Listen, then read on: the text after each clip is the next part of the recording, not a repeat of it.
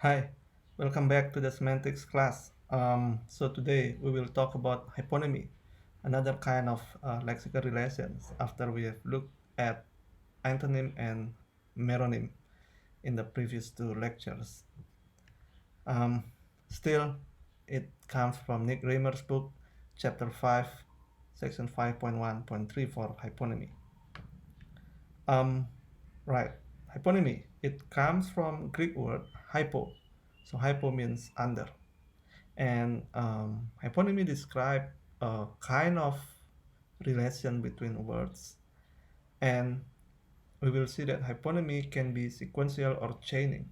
So the chain of hyponyms divides a hierarchy of things, hierarchy of elements, such as this one.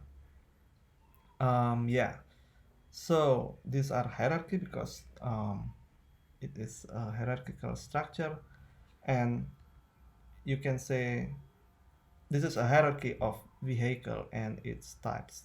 So we can say from this diagram that sports car is a kind of car, and car in turn is a kind of vehicle. Yeah. All right, and we say here that ship is a kind of vehicle, or you can say ship is a hyponym of vehicle, and submarine is the hyponym of ship.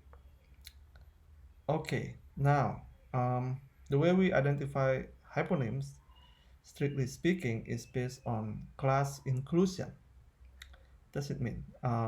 So you can say A is a hyponym of B if every A is necessarily a B, but not every B is necessarily an A.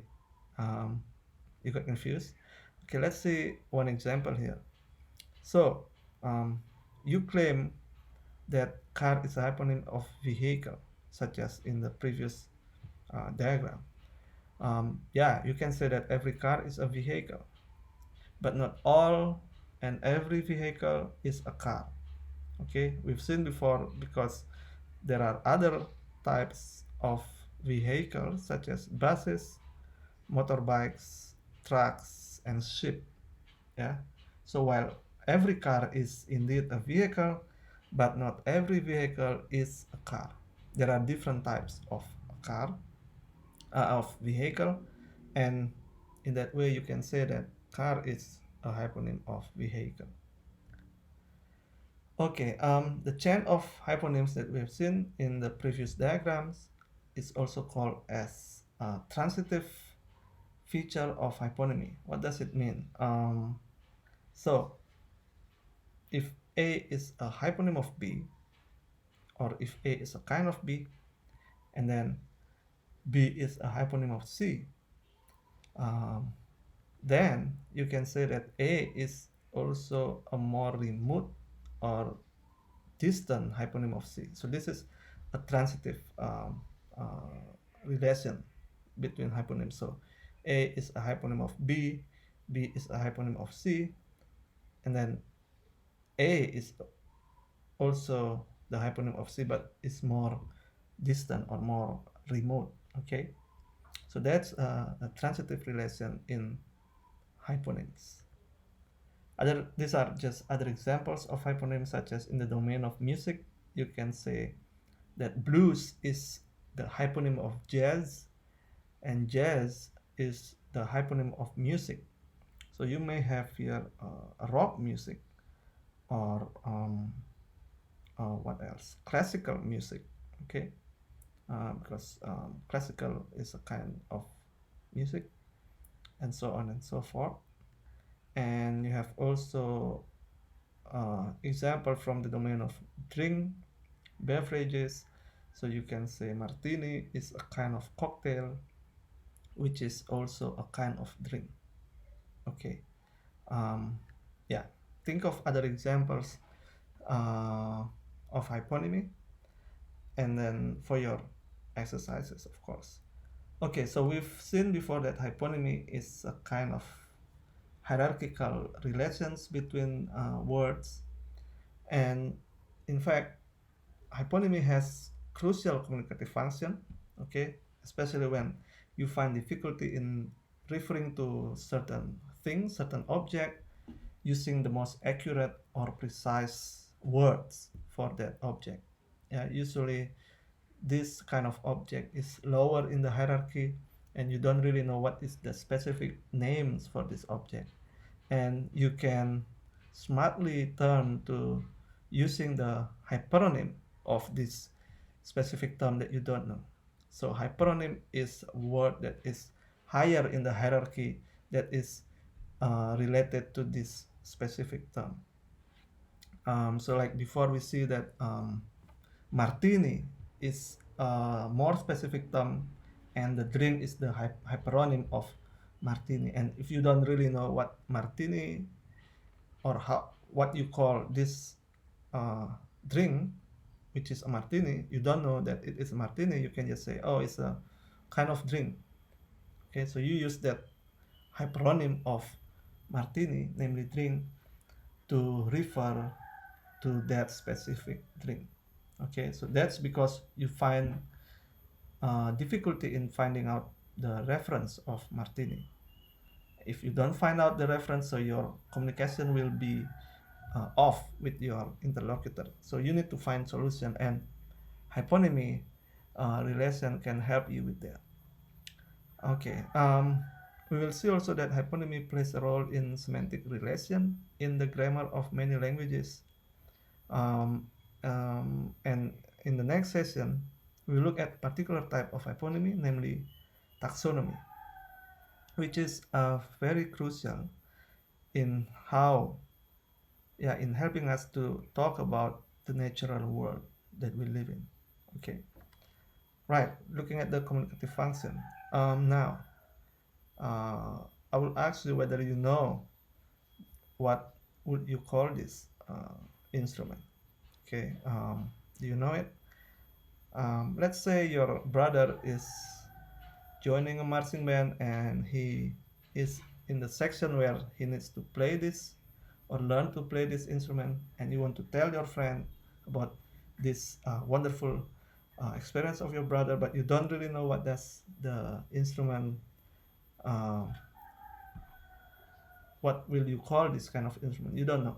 Okay, and there is a communication breakdown there, and then you smartly think something like, oh, my brother is learning a weird musical instrument.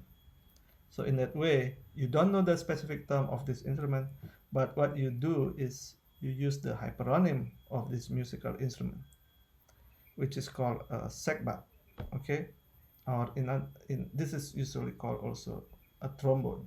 Well, this is a kind of trombone. Yeah, trombone can be the sliding one, like this one, or there is a valve trombone as well. So I played trombone before in my senior high marching band, which is fun. Okay, so you use the hyperonym of sekbat, namely musical instrument, okay, to tell your friend that your brother is playing that instrument. And it's not just a musical instrument that you told your friend, but it is a kind of weird musical instrument. Yeah, you find it weird looking at people sliding over this tube to adjust the air and the sound. Okay, so you use hyponymic knowledge to communicate about certain thing. Okay, another example is this. What would you call this two clothing in English? My first guess is jacket. Okay, it is, yeah, it's a jacket in general. Okay, but they have their own specific names. If you don't stay in a country where people usually go skiing, or people have winter season, you may not be aware of what would they call this clothing. Okay, well, they do have their own names. So this one is a parka, which is uh, um, kind of jacket that is windproof, windshield, so it is protecting you from a strong cold wind during winter. And you see there is a fur here from the animal, that is used to warm you up during winter, which is, yeah, it's warm. Okay, and this is what we call parka, and this is a kind of parka that is specifically designed for skiing. Okay, so there are of course other features that may not be present here, but specifically designed to adapt with the snow, colder, much colder temperature when you play ski. Okay, so it is correct if you call it a jacket because it is the hyperonym, okay, the higher up term in the hierarchy of parka and ski parka. Okay. Since we have seen before that hyponymy allows us to use terms from different hierarchical level, so we can use the hyperonym of parka, the hyperonym of trombone or sackbut to communicate with others. It also help you in the situation of cross-cultural communication breakdown. Okay, the example is this. Um, what would you call this substance? This green substance. If you are a sushi fan, you may call it, oh, this is wasabi. Okay, which is, yeah, this is a Japanese wasabi. And when you try to describe it in English mustard, chutney, or vinaigrette will not accurately capture or describe the meaning of Japanese wasabi. Okay, it doesn't really match. Yeah, these three terms do not really match with what Japanese wasabi is. And how would you explain it in English? So hyponymy may help in relation to other strategies such as combining a modifier and the hyperonym of the items. Okay, so you can say horseradish condiment because wasabi is a kind of condiment, side, um, not really dishes, but a kind of sauces that or powder that you use to add flavor to your food, and this is a condiment that is made up of horseradish, which is a strong horseradish. Yeah, so that's how would you try to explain what wasabi is. Okay, a horseradish condiment. Yeah, so hyperonym and hyponymic knowledge is very useful, and you may not be aware of using that during your daily communication. Okay, when you are trying to describe hyponymy in a more explicit way, there is an issue. The issue is this. We know that hyponymy before is described based on class inclusion, such as every car is a vehicle, but not every vehicle is a car because there are other types of vehicles. Um, this kind of class inclusion is too strict. They are too powerful because you will be faced with many situations, such as in this example, every male policeman has to be someone's son. Okay, um, but and not every member of someone's sons is a policeman. Okay, every male policeman has to be someone's sons. Okay, but not every member of someone's sons, or not all someone's sons is a policeman. Okay, because someone's sons can be a teacher, can be an athlete, and so on. So even though these two sentences here match the analogy in the previous sentence here, but you will not describe, or you will not mean that male policeman is a kind of son. Okay, you will not try to do that. We will not describe the relation between male policeman and someone's son as an example of hyponymy. They do not describe a hierarchy of things. Okay, so that's the issue. Class inclusion for defining hyponymy is too powerful because um, the phrase kind of sort of or type of can have different meaning in English. In these examples, so take a look at these examples. They use kind of to show non-typical instances of hyponymy because they are not hyponymy, because they don't define or they don't describe a hierarchy of things. And usually you say this sentence in situation where you want to describe thing to your friend who don't know what will they call certain thing. Let's say they don't know, they never been to Australia or never seen what a koala is through internet, which is potentially impossible, but well, that's the case. So they asked, what is a koala? And you said, oh, a koala is a kind of bear. You don't try to imply, you don't mean that koala is the type of bear, okay? Yeah, koala is not a type of bear. Same like DVD.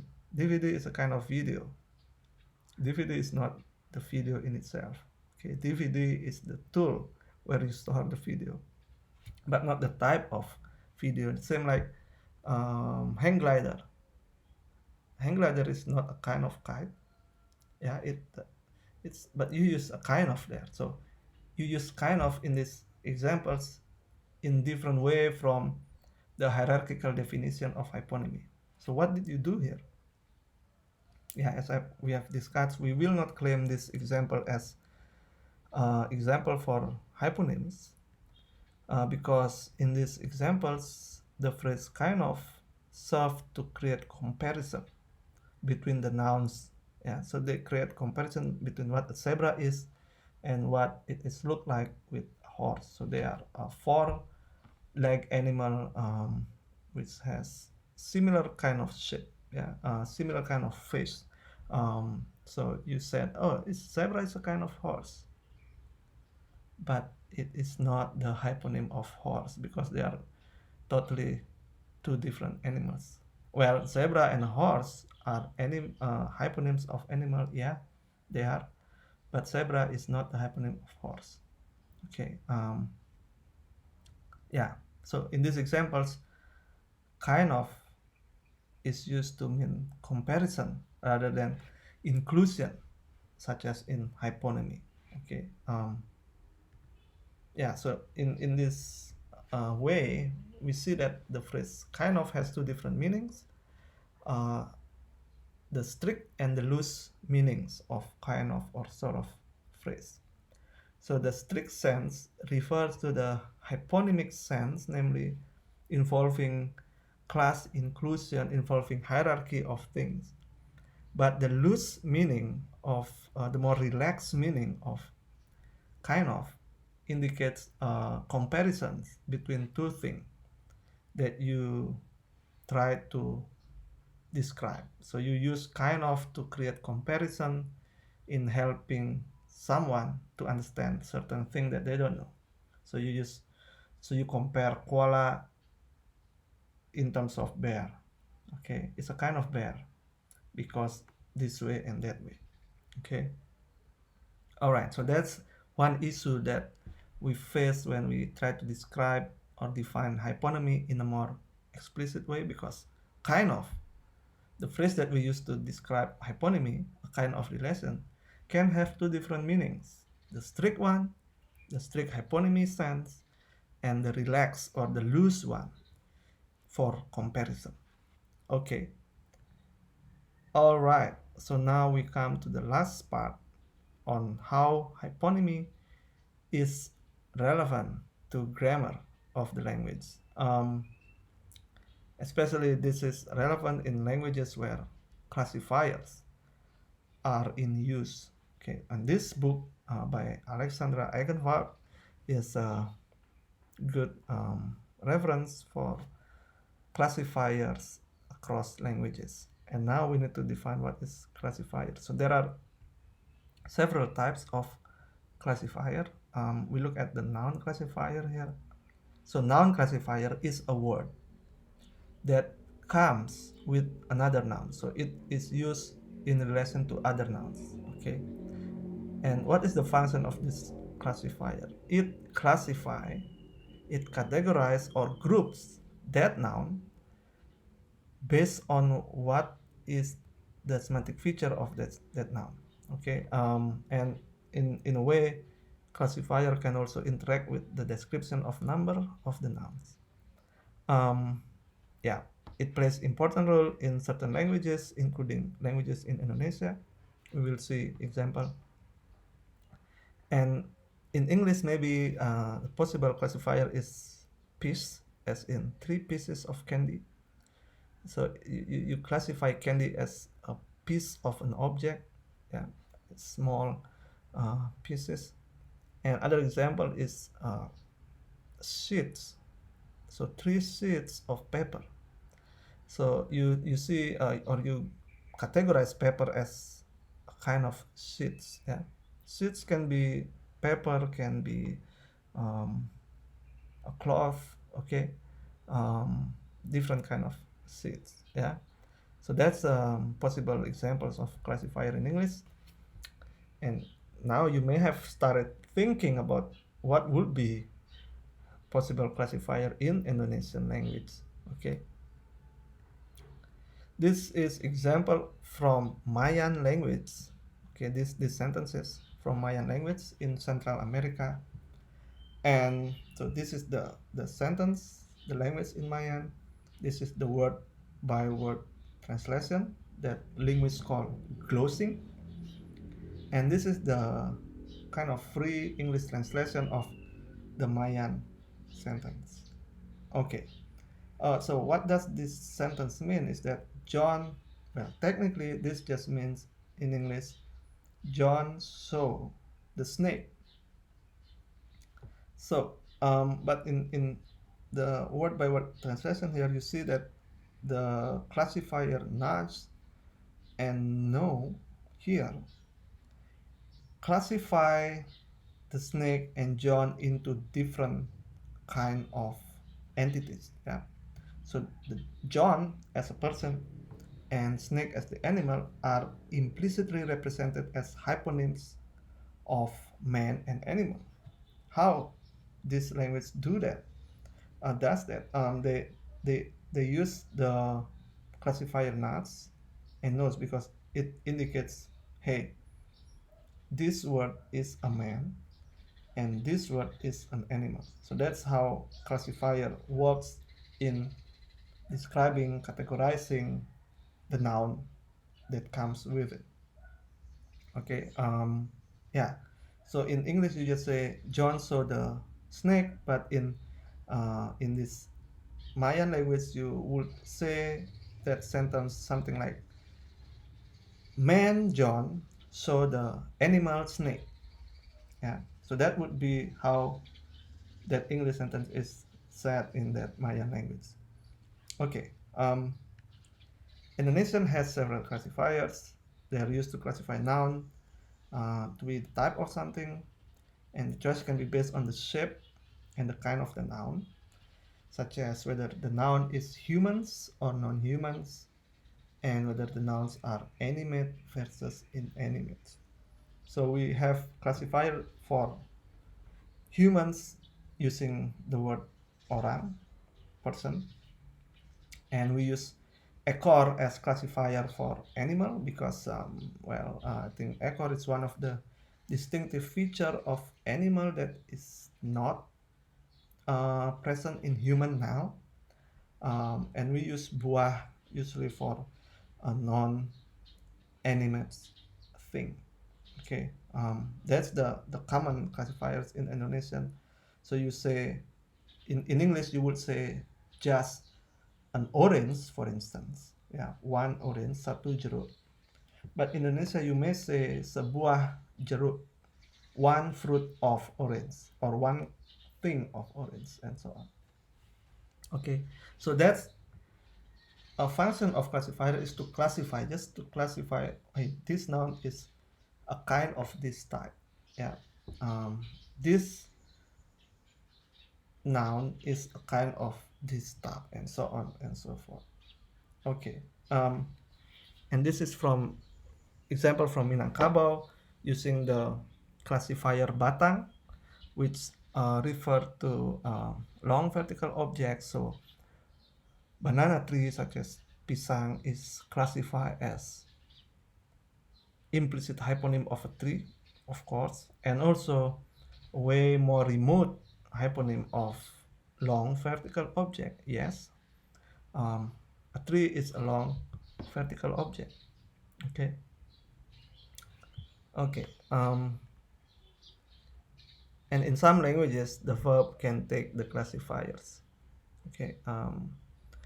Yeah, the verb take classifier in order to classify what types of noun acting as the argument of that verb. Yeah, what is the types of the noun that is the subject or the object of that verb.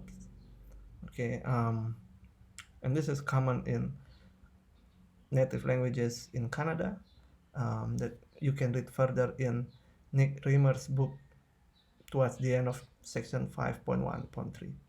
Okay, um, great. So I think that's it for today. I hope you get a sense of what hyponymy is in the beginning, and what is the relevance of hyponymy towards your communicative goal, as well as in the grammar of some of the world's languages.